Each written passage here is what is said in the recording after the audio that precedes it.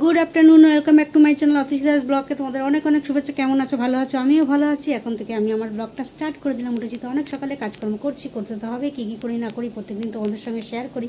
আর আজকে করবো, তার আগে পুরো ভিডিওটা দেখবে, কেউ স্কিপ করবে না। ভালো লাগলে অবশ্যই লাইক করবে, সাবস্ক্রাইব করবে, আর ঘন্টাটা বাজিয়ে দেবে। যখনই আমি নতুন নতুন ভিডিও ছাড়বো তোমাদের কাছে নোটিফিকেশন চলে যাবে, আর তোমরা টুক করে দেখে নেবে। চলো দেখতে থাকো, সাথে থাকো। হ্যালো গাইস, দেখো খেতে বসে গেছি। এখানে আছে উচ্ছে সেদ্ধ, আলু সেদ্ধ, বাটার,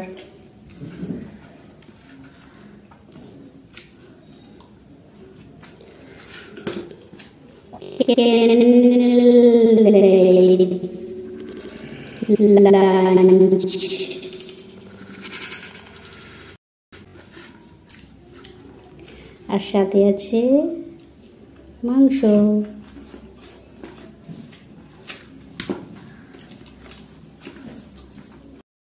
এইমাত্র খাওয়া দাওয়া শেষ হলো। খেয়ে দিয়ে উঠে বাসনগুলো মেজে বেসিনে ধুয়ে নিচ্ছি, দেখতেই পাচ্ছ। আর কারেন্টও চলে এসছে, এখন কোনো অসুবিধা নেই, চোখ দিয়ে সবই দেখতে পাচ্ছি। আর না হলে এতক্ষণ মনে হচ্ছিল অন্ধ অন্ধ কি যেন দেখতে পাচ্ছি না। আর মোমবাতি জ্বালিয়ে খেতে হয়েছে, দেখলেই তো তোমরা, মোমবাতি জ্বালিয়ে খেলাম, কারণ উপায় নেই। কারেন্ট গেছে কখন, এতক্ষণ কারেন্ট যায় না, সাধারণত এখানে কারেন্ট যায়ই না। আর এই একদিন পর পর দুবার কারেন্ট চলে গেল, আর গেল তো গেল, অনেকটা টাইম নিয়ে গেল। চলো ঝটপট করে নিই, পরে আসছি।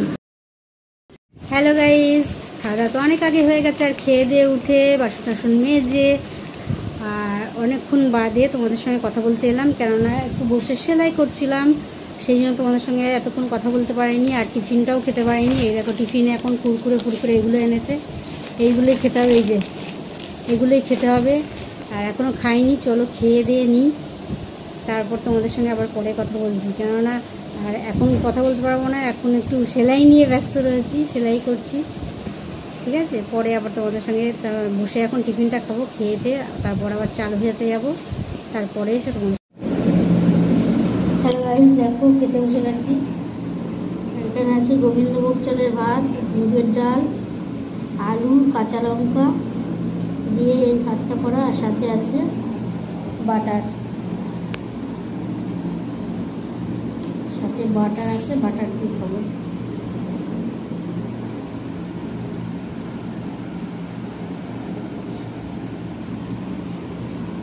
চলো এটাই আজকে আমাদের রাত্রির ডিনার, সেরে নিই। এইমাত্র খাওয়া দাওয়া শেষ হলো। খেয়ে দিয়ে উঠে বাসনগুলো মেজে বেসিনে ধুয়ে নিচ্ছি। আর অনেক রাত হয়ে গেছে, কাজগুলো তো সারতে হবে, কাজগুলো তো বাকি আছে অনেক। সেই কাজগুলো জানো কি কি কাজ আমি করি রাত্রিবেলা, আর তারপরেও অনেক কাজ বাকি থাকে, সেগুলোও করতে হবে। রাতও মেলা হয়ে গেছে, সুতরাং চলো ঝটপট করে আর ফটফট তোমাদের সঙ্গে কথা বলবো, আর ব্লগটাও তো শেষ করতে হবে। সুতরাং আর দেরি করে কোনো লাভ নেই, ঝটপট কাজ সেরে নিই, তারপর ফটফট গিয়ে তোমাদের সঙ্গে কথা বলি, ঠিক আছে? চলো করে নিই। এইমাত্র খাওয়া দাওয়া শেষ হলো, আর খেয়ে দিয়ে উঠে বাসন টাসন ধুয়ে একটু জায়গা মুছে তারপর তোমাদের সঙ্গে কথা বলতে এলাম। একটু জায়গা মুছে, মানে গ্যাসটা সাজিয়ে মুছিনি, গ্যাসটা মোছাই ছিল, তার তেমন কিছু রান্না করে মুছিনি, মানে মুছেছি দুবার সকাল থেকে মোছা হয়ে গেছে। মুছে মানে কি, মেজে টেজে মোছা হয়ে গেছে অলরেডি। কেননা সেটাও বলছি, কেননা কালকে তো মাংস করেছিলাম, সেই মাংসটা তো অনেকটাই বেঁচে গেছিলো। এবার ভেবেছিলাম আজকে মাংসটা দুপুরবেলাটা হয়ে যাবে, আর টুকটাক কিছু একটা রান্না করে দেবো, কেন ও তো মাংস পছন্দ করে না, ওর জন্য কিছু একটা করে দেবো। তা ও বললো না, আমি আজকে মানে সেদ্ধ ভাত খাবো, নিরামিষ খাবো, নিরামিষ খাবে বললো। তাই জন্য কেন নিরামিষ খাবে, কেননা আজকে সোমবার, তাই ও সোমবারে নিরামিষ খাবে।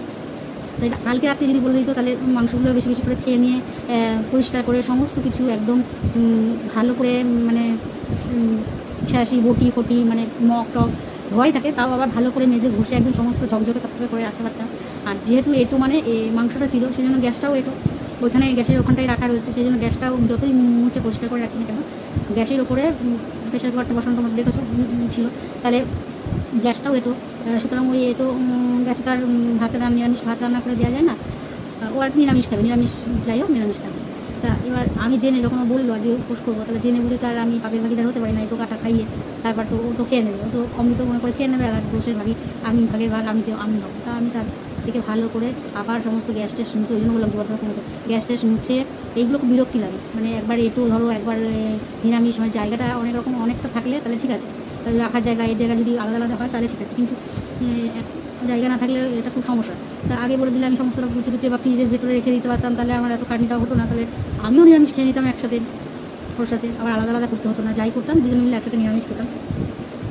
না, সেই জন্য সকাল থেকে আবার ওই ভাতের হাঁড়িতে চাল ভেজা করে হাঁড়িতে জল দিয়ে রেখেছি, সেই তো সব মাংস টাংস গ্যাস ওভেনের উপর বসানো, সেইগুলো আবার মাজতে হলো, করতে হলো, আবার নতুন করে জল ফেলে আবার জল দিয়ে মেজে ঘষে বটি সারাশি থেকে সমস্তটা মেজে ঘষে তারপরে রান্না বসালাম।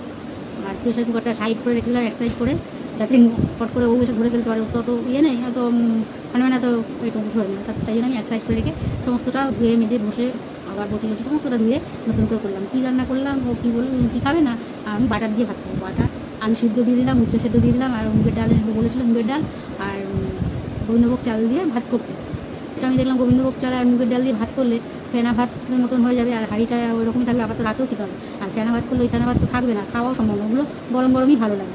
তাই জন্য আমি তোমাদেরকে বললাম যে আমি আলাদা করে বাটিতে চাল ভিজিয়েছিলাম, যে হাঁড়িতে জল দিয়েছিলাম, যে এই কিছুক্ষণ আগেই বললাম দেবো বলে, তারপর সেই জল ফেলে দিয়ে হাঁড়িটা মেজে আবার সেই চালটা ভিজিয়ে দিয়েছিলাম বলে সেই চালটা আবার হাঁড়ির মধ্যে রাখলাম।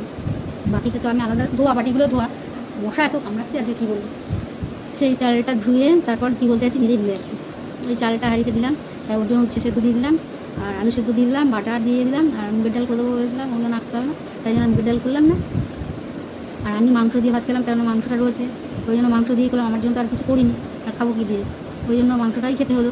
তাই আর রাত্রিরে আর মাংস খেলাম না, মাংস রয়েছে, মাংসের প্রেশার কুকারটা হয়, ওই জন্য আলাদা দুবার করে মুখে খেতে বসে তখন প্রেশার কুকারটা আবার ওই দিক থেকে এই দিকে সরিয়ে রেখেছি, আবার গ্যাসের উপর আবার গ্যাসটা মুছতে হয়েছে, সেই জন্য দুবার করে গ্যাস মুছতে হলো। তাই জন্য প্রেশার কুকারটা সরিয়ে রেখে ওকে খাইয়ে দিয়ে তারপরে আমি এদিকে বসে নিয়ে তারপর মাংসটা দিয়ে খেলাম, ওকে আগে দিয়ে টিয়ে নিই।